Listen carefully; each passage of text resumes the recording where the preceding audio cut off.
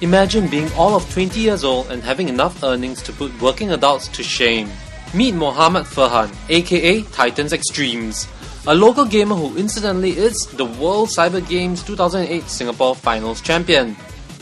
I'm Mohammad Farhan and I'm 20 years old, and basically my job is to play games. Before we go into other questions, tell me how much you have earned from gaming tournaments since you started in 2004.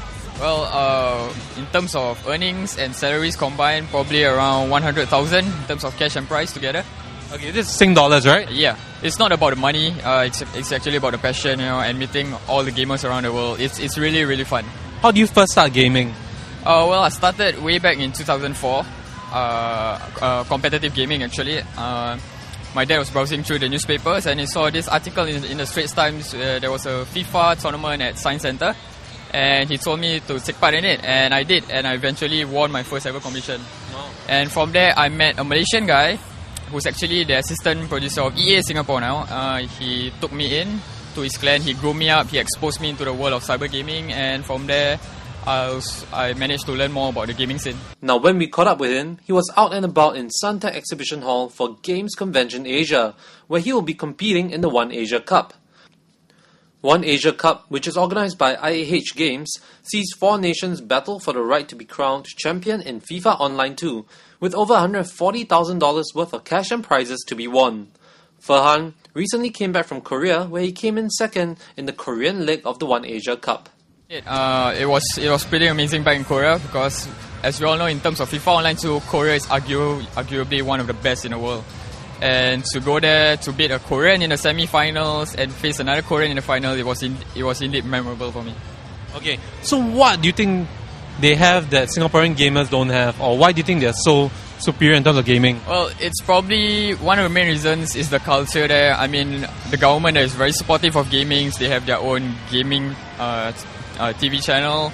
They have their own gaming stadium, and they have competitions almost every week with really, really huge monies. I mean, gamers there are treated like superstars. When they walk down on the streets, you get like fans asking for autographs. They have millions of fans out there in Korea. So, okay, when you go out on the streets in Singapore, do people come out to you, "Hey, Farhan, give me an autograph"? Well, I wish though, but honestly, no.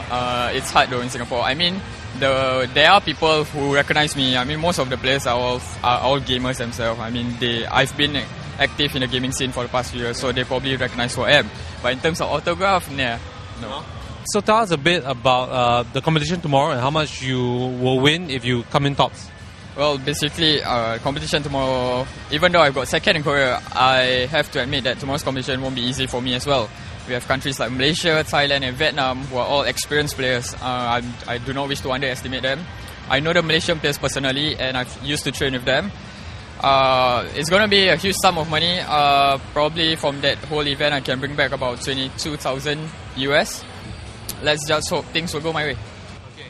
So if people want to come and support you tomorrow, they just have to come down at what time?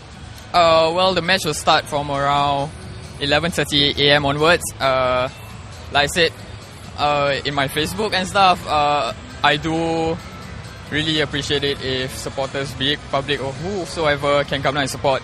Because as a gamer in Singapore for the past few years, I mean, not only myself, I mean some other gamers, we want the gaming community in Singapore, to expand. We want to have the kind of crowds like those in Korea. When I was in Korea, it was raining heavily. Despite that, almost 5,000 people still attended the event. I mean, I want something like that. I want to see the Singapore gaming community, excel. If you want to see more of the Singapore gaming community, or you just want to catch new game releases and hot booth babes, check out GCA over the weekend.